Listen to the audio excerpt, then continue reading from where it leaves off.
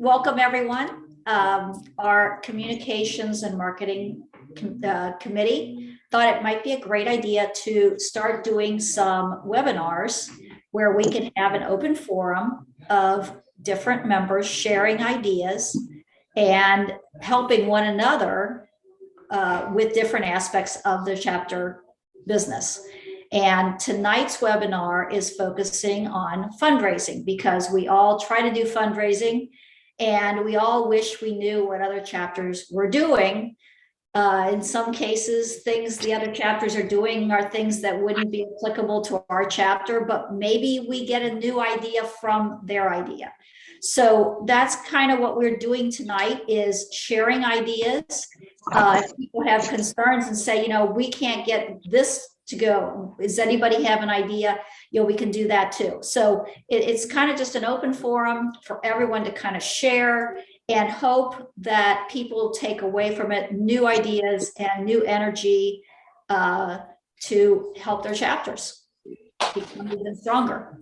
So let's see, Kathy and Eileen and I thought it might be a good way to start by just sharing something each of our chapters has done regarding fundraising. So I'm going to ask Eileen to start out with a quick item that her chapter has done that has helped them with fundraising. I have to have the screen, Kathy. I think Kathy's muted herself too. I went up to I went to sharing screen, but wait. I have to click it. You have to allow multiple recipients, all recipients or something like that, all participants.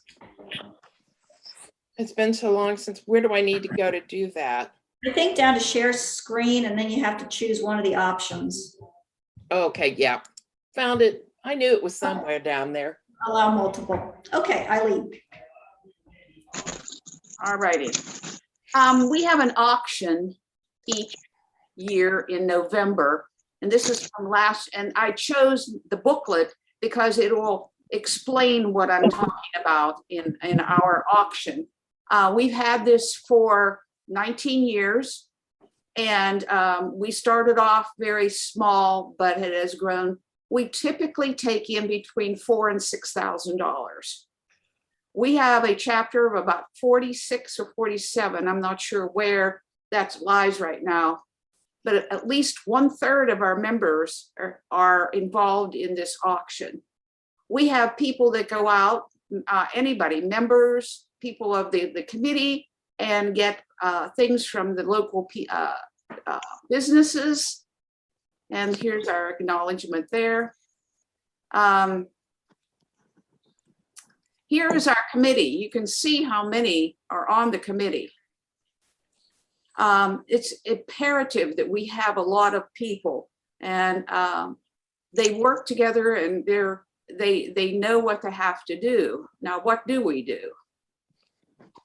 Now, this time around, we had a brunch. Before, we had a dinner at the country club, and the country club is in rural, in a lot of problems because their golf course is on the on the mounds here, and so there's a problem with that. But we were at the Davis Shea House for brunch. Notice the time.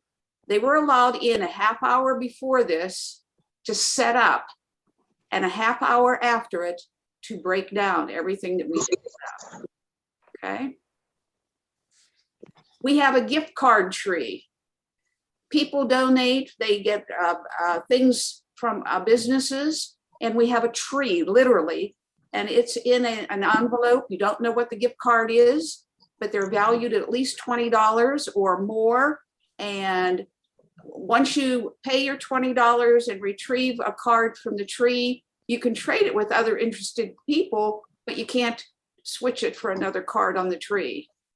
We have silent auction. And basically what it is a piece of paper. And normally the people in charge of the thing will say, okay, this is a high quality thing. We will begin at $15 or whatever they feel, and increments of at least $1. They will tell you when it's closing. You have a chance to go back and increase your bid if you're not the last one on the list. We have $1 auctions, and basically you just get a strip of 12 tickets for $10 and put them in the bags. And I think it used to be called the Chinese auction. Cash and carry. We have things like crocheted items. We have Buckeyes and so on. And you just can buy it. We have the 50-50 drawing. And you know what that is.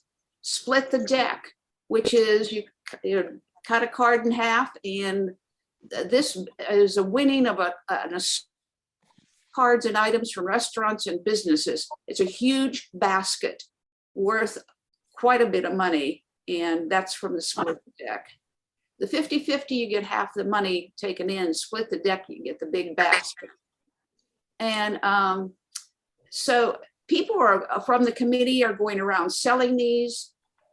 You are encouraged to go and look at the various items in the tables around where people are sitting.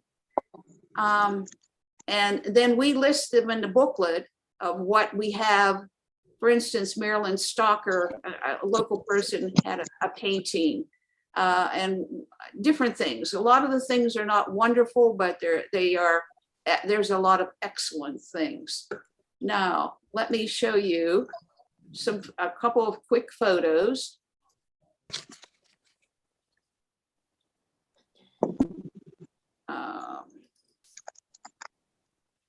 If you can see, there are tables in the background. This was at the country club, and it's a more or less formal thing, but the tables are around the outside of the eating area. This is what it looks like going down here and around the corner. Let me find that. There's just some people. We have by the way, not only our members come, but we encourage friends and family to be brought. And I take 3 additional people who are not members. Trying to find one particular one here. Hang on. Here we go.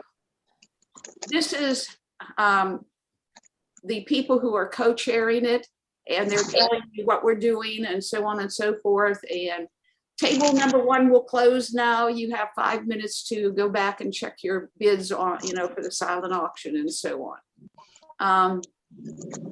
Like I said, we encourage participation. The crux of it is you have to have a lot of your members involved.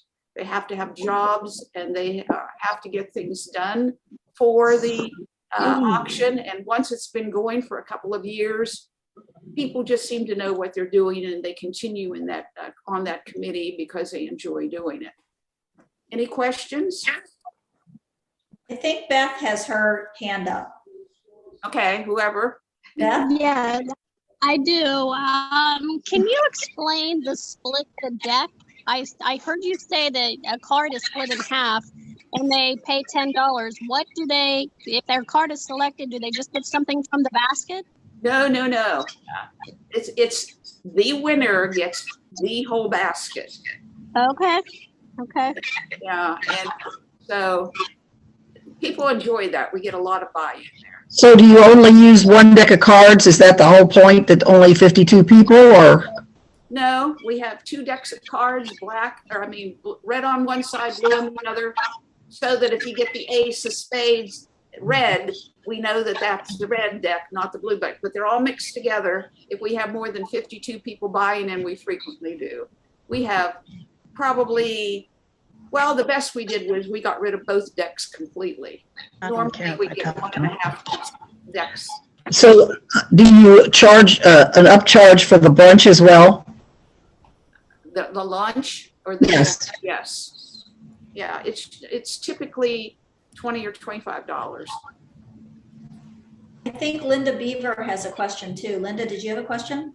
I did, and I think partially it was just answered. I was wondering what the cost was to attend. So $20 to $25 to attend. And do you sell things like before the auction begins, like to people in the community?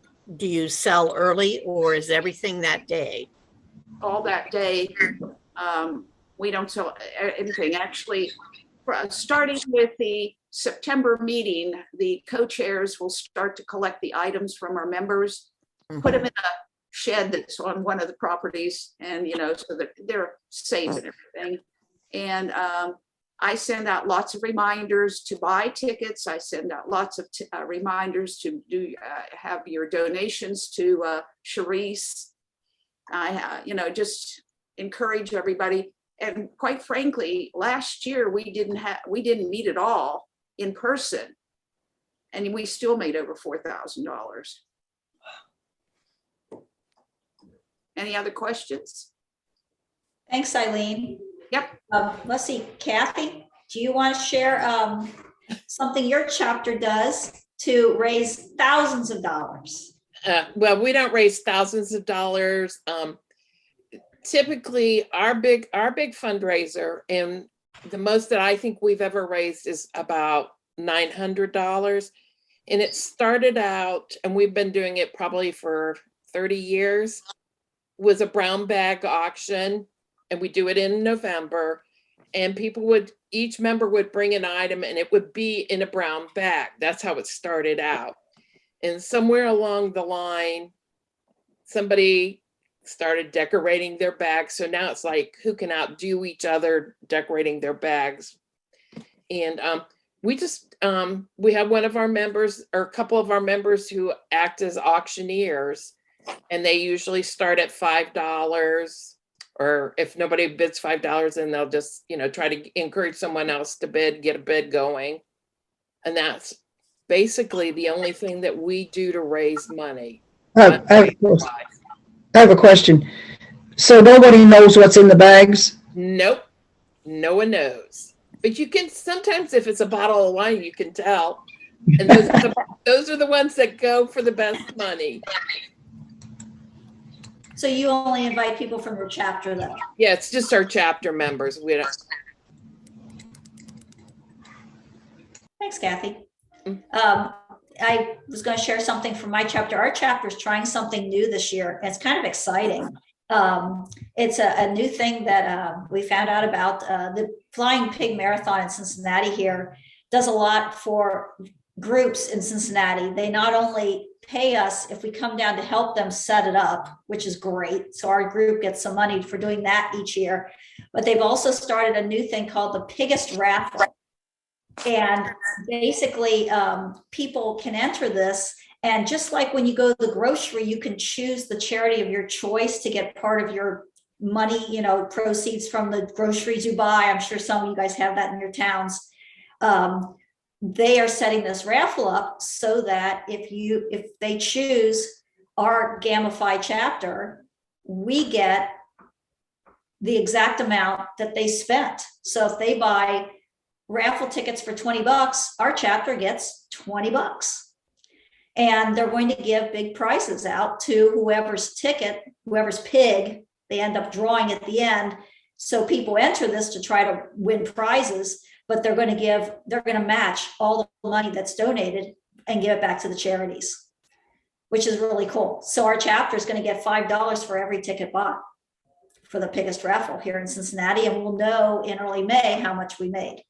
And it really didn't require any manpower, which is the best thing ever. Where are they selling those, Katie? They're actually, I can show you the information. Let me share my screen. Here's the information from my newsletter I just had out.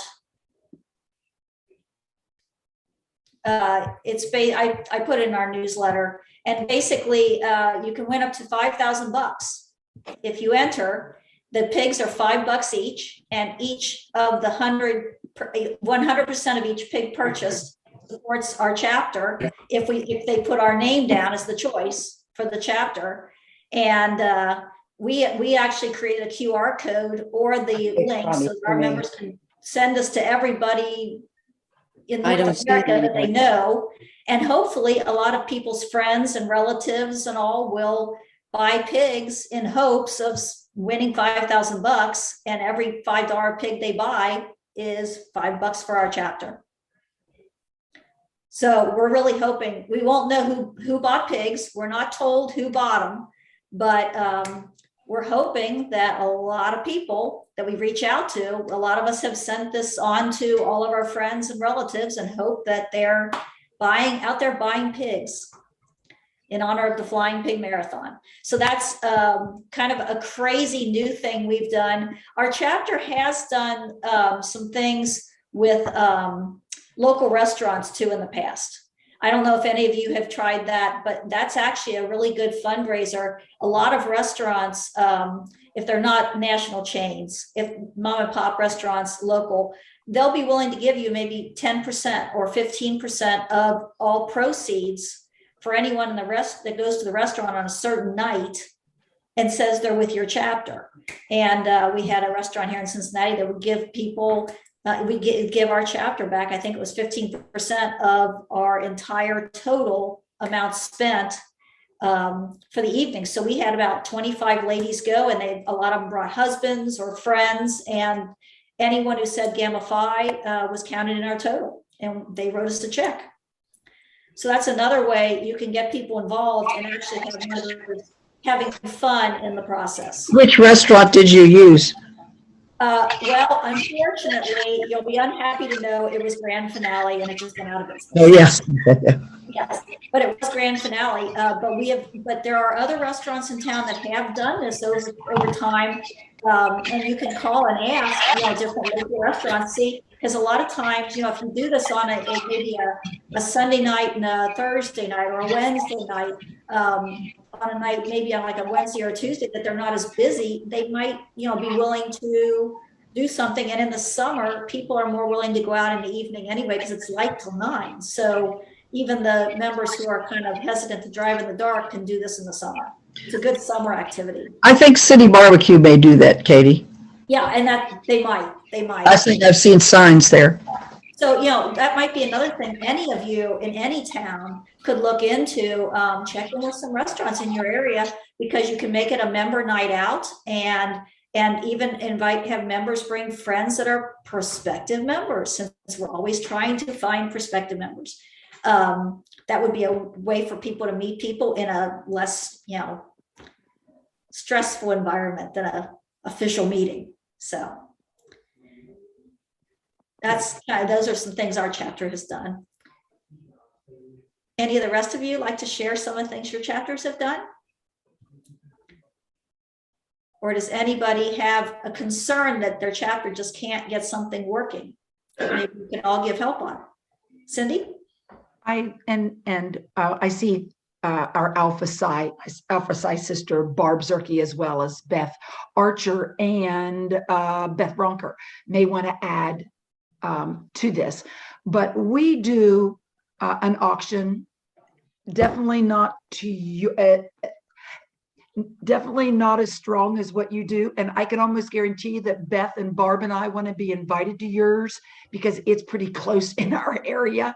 Eileen, that looks like a really neat. Ours is, kind of a white elephant. It started kind of out as a white elephant. We have not only a silent auction, but a not so silent auction. And we usually bring in, what would you say, Beth and Barb, about $1,500 to $2,000. One thing that we've been doing each year for a number of years is we have a garage sale. And who doesn't like a good garage sale? And we women, we have all kinds of neat stuff. And so really we usually make about $2,000, $2,500. The one thing I want to say is, we've had it in a couple different places, is that we try to have it the same time every year. Helps with signs, help with people that know about us. And it's usually the first Saturday after the 4th of July. So, you put your signs out the first Saturday after the 4th of July. And the nice thing is, the toughest part, I think all of you would agree, the toughest part about having a garage sale is pricing this stuff. How do you price it? So we have a big, sheets that tell pricing, and we ask for donations. We have suggested prices for shoes, suggested prices for coats, and we use that, suggested price every year. But wow, do we have some, would you agree, Barb Zerke? We have some really neat things. Beth is such, a big help. We usually do it the Thursday before the garage sale. We set it up. Again, organizing everything. And then we have the sale on a Friday and a Saturday. We usually get different organizations or different community organizations that need things. We have a free store, we have Eastside Community Ministries that when we're done, those things go to other agencies in our community. But to be real honest, you girls can agree with me, we could have another beautiful garage sale the next weekend. If we had a place for it. We have just amazing stuff. Beth just asked me, because I think you're going to be putting that somewhere, Beth, just asked me for some pictures. And you could see, and you know what, if I was techie enough, I would jump into my computer and show you pictures. But you know what, it would take too long. So you're just going to have to trust me on it. We have a gymnasium full of all kinds of stuff, from furniture to clothing to intimate apparel. I mean, we just have about everything you could think of. Again, we make about $2,500. Wouldn't you say, girls? Yes. Anyone can do a garage sale. Beth. We have it in an area where it's low income housing. So those people know that we have good stuff. So they are waiting for us every year. And we also have a lot of books. I mean, it's unbelievable what we collect. And I've already started my pile for this year's. So, and then I will tell you, I'm in another group, and in Ohio, and it goes across the country, they have the National Road Yard Sale. So the other group I'm with, which is the Women's Auxiliary of the Salvation Army, we have our yard sale at during that National Road time. So if you happen to live on 40, and I know there's another one that goes down north to south, I just don't know where. But anyway, we get customers from all over the country, and it's really a lot of fun. And again, I always know what sells at our Alpha Psi yard sale and what sells at the National Road Yard Sale. And we actually have it at the National Road Museum, which is the only museum in the country that is named for the National Road, which is Route 40. So it's 6 days of my summer, 3 for Alpha Psi and 3 for the auxiliary. And sometimes that's my only vacation. At one time, we used to have it at a school. Then we realized that then at one point we had to pay the custodians, and that didn't work. We had it at our county, at a county fair barn, building at the county fair. We now have it at a different location, and we are always more than willing to give a percentage of what we have for the use of that building.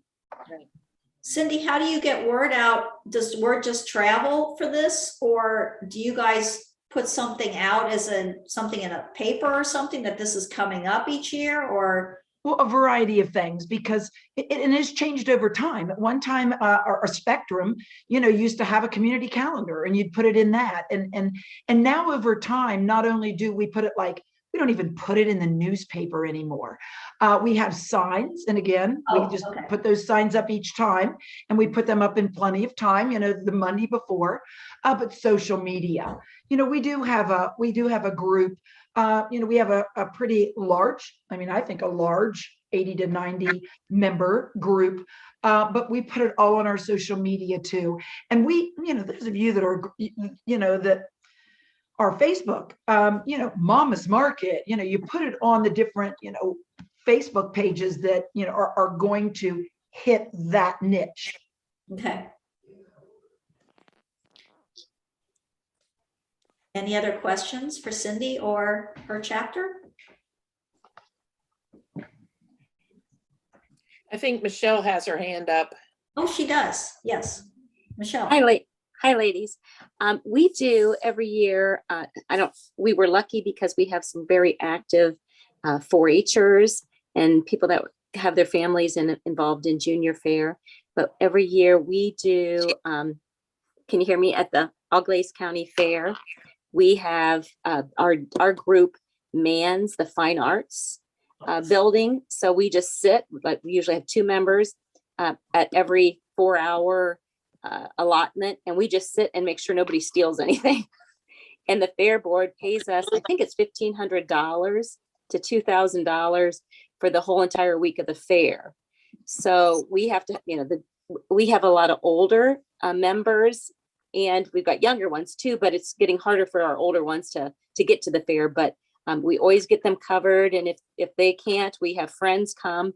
But yeah, we are there from Saturday when the fair brings in things until it ends. And we just, it's a nice time because 2 members sit together and we can talk. And we've actually even gotten new members because as they come through the building, we recognize a few and we're like, hey, you'd be a great member. And we did get a new member this year because we just saw her coming in at the fair. But it's very easy. We do it for 1 week, and we've done it, I'd say about 10 years, but we make, I think it's about $2,000. Well, Michelle, it's really interesting that you say that you're doing that, since our group is doing the Flying Pig stuff, which is also an event in our town, and they offer opportunities for groups to come in and earn money. So it sounds like, those opportunities are out there in every city. So maybe some of our other chapters could consider looking into some of those different opportunities, different fairs, different events where they might need staffing and could allow, smaller groups like ours to come in and do some of that and earn some money. I also was thinking as people were talking, and I don't know how this would even work. It's just kind of a brain fart that came to me, but a lot of times, those of us that have taught, we have so many resources, books and bulletin board aids and things like that. It would be neat to have maybe a garage sale, maybe before school starts, or if there's a county meeting where there's lots of teachers, if we could have a couple tables, and then the new teachers or teachers could come do a garage sale from the old teachers, materials, or even sometimes we just get tired of our materials, and maybe then that could be a way that we could do teachers pay teachers kind of idea. Thanks, Michelle.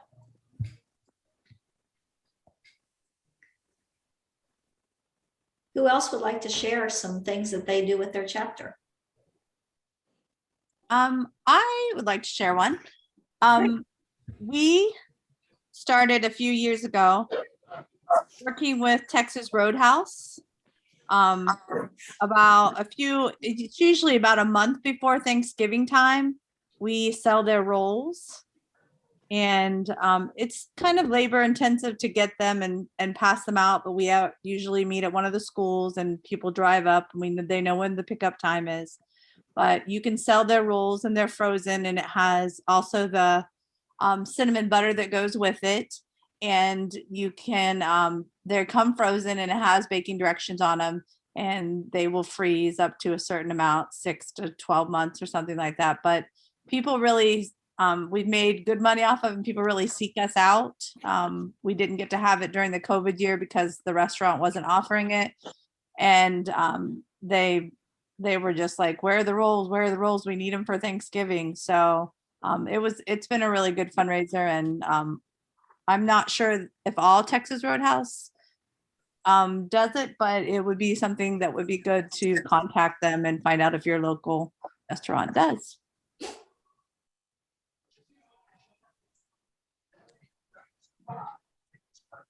Do you have a lot of people working shifts selling these then? No, we just made up an order form with the price. Oh, I see. Yeah, and so like we have members at each school, so they're on the teachers, lounge, teachers room for sale. I even put something out on Facebook, and I think I had like 35, 40 orders just off of that. And then other members started doing that. And they actually collect the money before we go up and get them. And then we organize them, and they're all bagged up. So people drive up, or else members take them to their family members. But it's been a really nice fundraiser for us. I think Michelle Langmeyer, you had a question for Michelle Meniscus?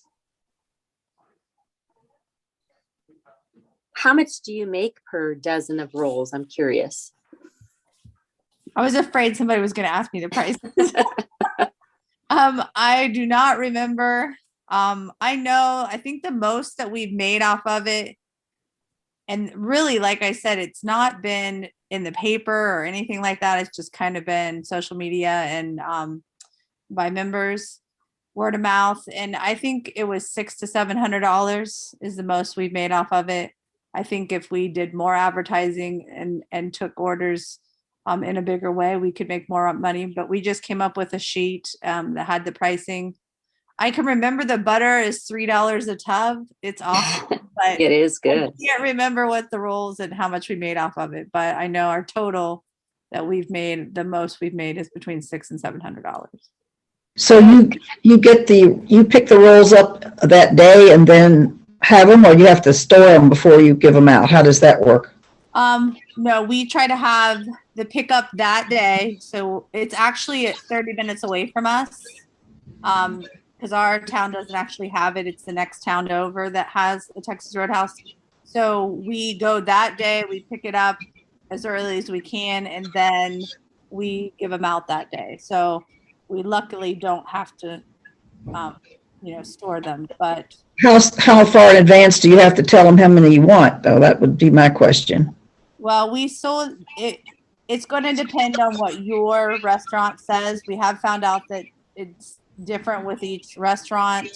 They'll tell you exactly how much in advance. We actually have to turn the order in. I think it was 3 weeks ahead of time.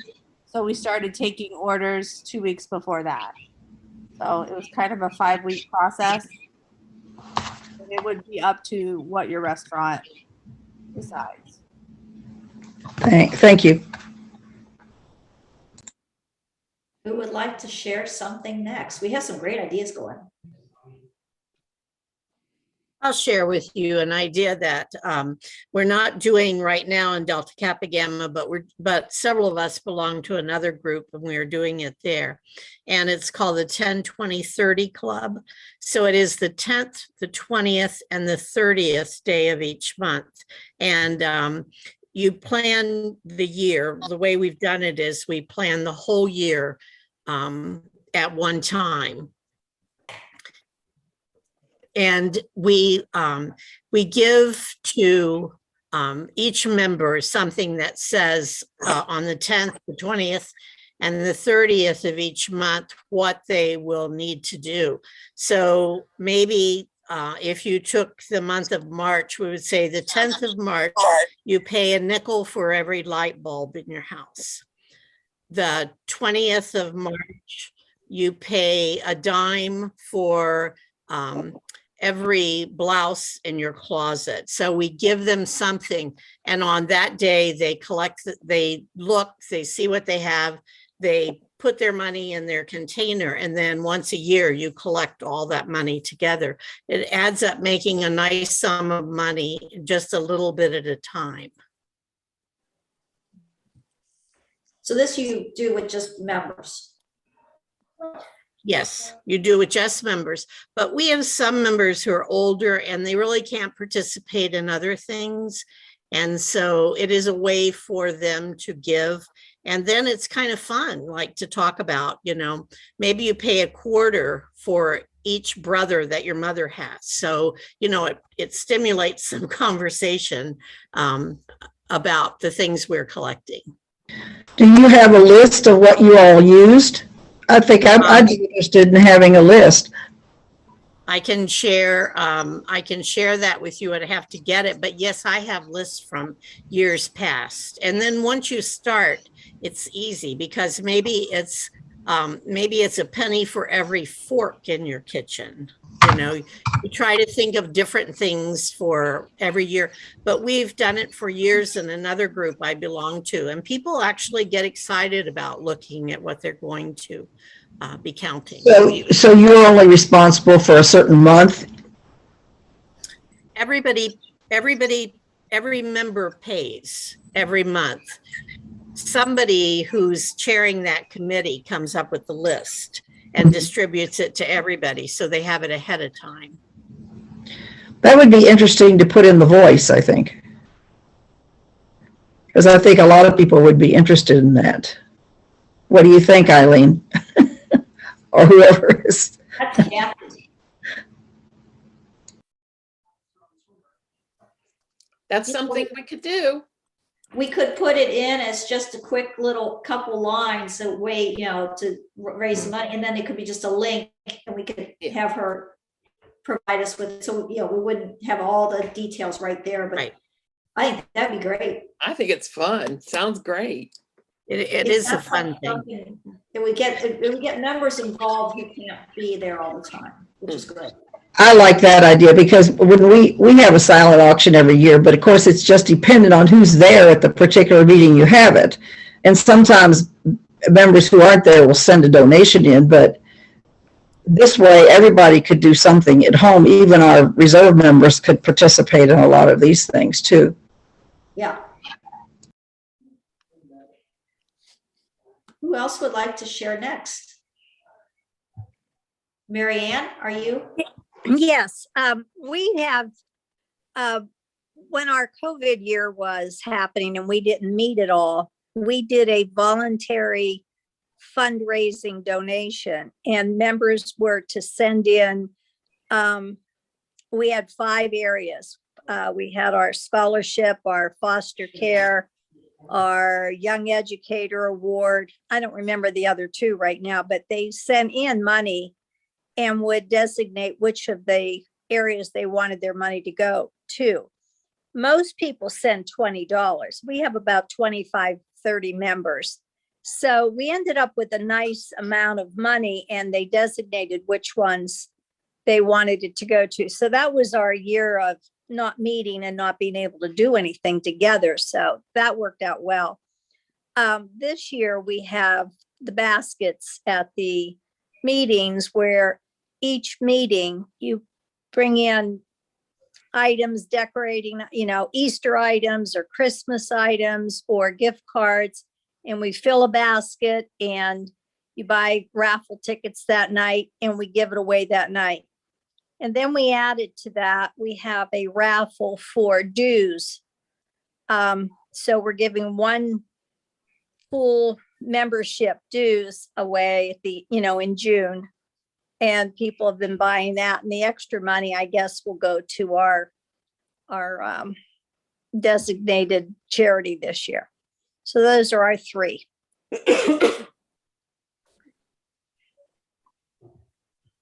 Thanks, Mary Ann. Does anybody have any questions for Mary Ann? Beth, you had said you have a another thing for student scholarship fund. Can you share that?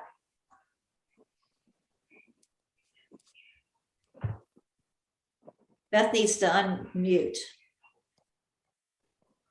Beth doesn't know we're talking. Beth, are you there?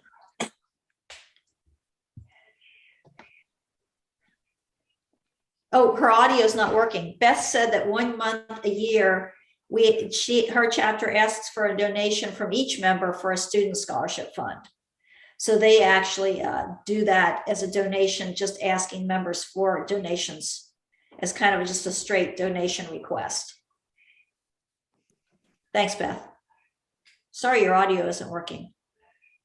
Who else would like to share?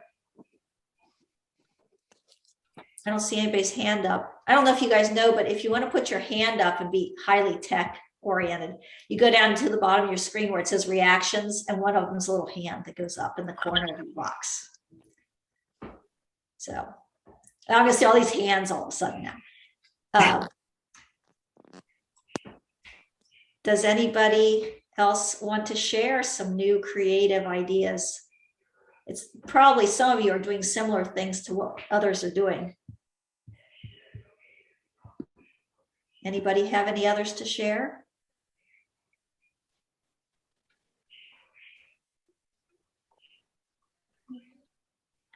No? Bunny, you had a lot of questions for some of the other ones as they were doing your chapter. You said you guys do an auction also? Yes, we do. Excuse me. People just bring in items and then we have a silent auction. In one of our, usually do that one time a year. Sometimes we do it in the spring and have Easter type items. Sometimes we do it in the fall and have Christmas type items. We have a couple of people who are artists and donate a painting, and that usually brings quite a bit of money. Everything from $1 up to $25. And that's just, it was kind of an annual thing that we raise money. And again, it varies anywhere from $300 to $600 depending on how many people are there and what the items are.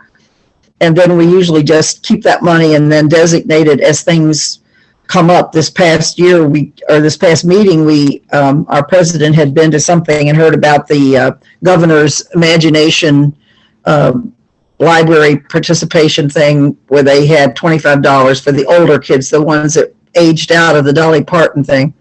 So we donated 150 of our auction funds for that.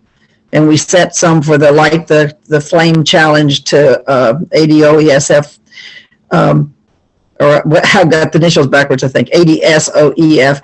So, we sort of keep that money in reserve and spend it for various projects that come up that people suggest to us. It isn't for one specific project. Thanks. Mm-hmm.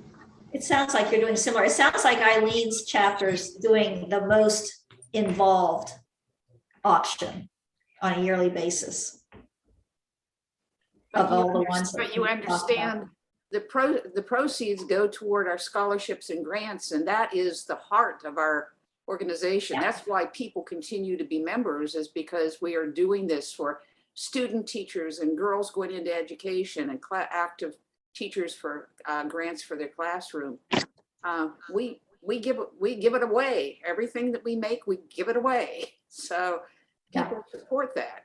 Now for our projects, we the Girl Scouts and Fostering Further this year, we just have a committee that cheers us on, and we're doing this, and this is how much money we collected, and they pass a basket for that. That doesn't come out of our funds. Then at the end of the year, we split whatever we got and give it to the two groups.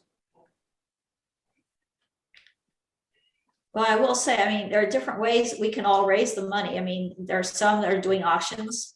There are some that are doing these through sales. And some, like my chapter is doing it through different opportunities to work and get paid to work at different events. And so, there's several chapters are doing that too. So there are all kinds of different ways that we can raise the money.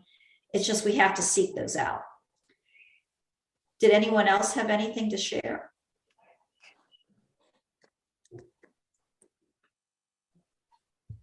Beth? I think you're muted.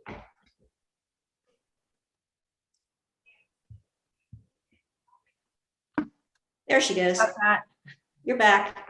One of the things that happened, and the real reason we got into that yard sale or garage sale, was because our chapter has it's called the Nancy Wilson Grant, and it was for our past state president, Nancy Wilson. But that money was restricted in how we were able to use it. So that's how we started the garage sale, because that money isn't restricted, and that money usually goes to the grants that we give girls or boys that are the Kingdom County residents. And it's usually when they're doing their student teaching. But Cindy's been the person that has worked there, and Barb, and I'm usually there, but I'm forever folding and shopping. That's my day, my 3 days of folding and shopping. And but that's the reason we started the yard sale, because we wanted to be able just to use the money without restriction, and then that way we could use all of it. Yeah. Something else I'd like to also mention is, something like that is really an opportunity for us to really get to know some of our other Delta Kappa Gamma members.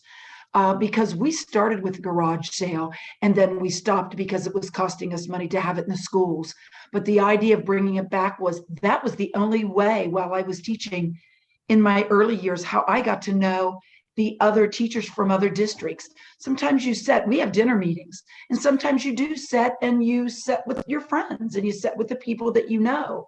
And those garage sales are just an awesome way to get to know each other. And Work after you together. spend 3 days with those people, and it sounds really funny, but the actual gym where we are is air conditioned. And, you know, it might be 95 outside, but 65 inside. So the one year I bought a blue sweater because it was so cold in there. And then Cindy had the idea after, because we were all slap happy by then, that we should all dress up in the clothes that was at the yard sale. And that's a terrific picture, Cindy. That picture really should be something that should be in The Voice. Because we all had garage sale clothes on, from hats to. We did. And it's so funny. The best thing that we had happen this year to me at the yard sale was one of my former students' daughter now teaches, and she wants to become a member of Delta Kappa Gamma. So before she left, we gave her all of the t-shirts from the school that she teaches at. And we just had a really big time with her. Plus, she was moving into a new apartment, just starting out. And we loaded her down with stuff. And I mean, they gave us donations. We had her mom and her dad there, which her dad was my first boy in my home ec class. So we had a great time with them. And I think the people that come to that yard sale every year, I mean, they really look forward to it. And I think they've got to know the teachers. Yeah, they've got to know us. I'll tell you something that we do that isn't money for our group, but our group actually stands at the kettles for the Salvation Army. And I know that this year in one day, we collected $664.72 for the Salvation Army.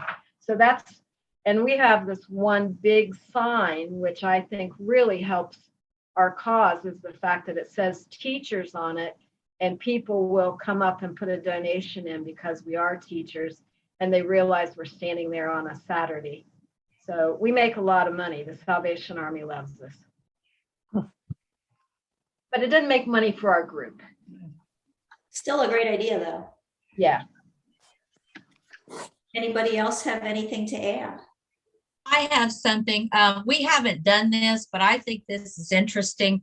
I have an affiliate through work out in Belmont County. They're getting ready to have an adult spelling bee, and they're selling alcohol. So this ought to be interesting. So it's in a couple of months. So I will go, I will attend, and then I will report back later. I can't wait. I can't wait to see how this all happens. And I don't know how they're doing it to raise money. If it's just through the alcohol or if people are placing bets on who wins, I don't know, but I'll find out. I guess that's a thing. Is that Belmont County? Yeah, adult spelling bees. I guess that's a new thing. So there you go. Wow. Any others? Since we're kind of winding up the session, did want to ask everyone what your thoughts would be on us having another webinar. We had considered also doing one for program ideas. Nod your head if you think that would be helpful. Excellent idea. Yes, other people say yes. We're trying to provide some open forums for people who want to tune in, who are their chapters are struggling with ideas. And as we all know from tonight's, we're not necessarily all going to be able to do an exact replica of some of these ideas we've got, but it gave us some inspiration, and maybe we can take them back to our chapters and think, how can we adapt some of these to new ideas for our own chapters? So the communications and marketing team is going to work on getting another one planned for programs. I'm not sure if we'll do that this spring or we'll wait until early summer, but it would be a webinar again. And it would give chapters an opportunity to tune in if they'd like and share ideas and hopefully inspire some people to seek out new ways to do some programming. Katie, I would like to see it in the spring so that we could use those ideas when we plan in the summer.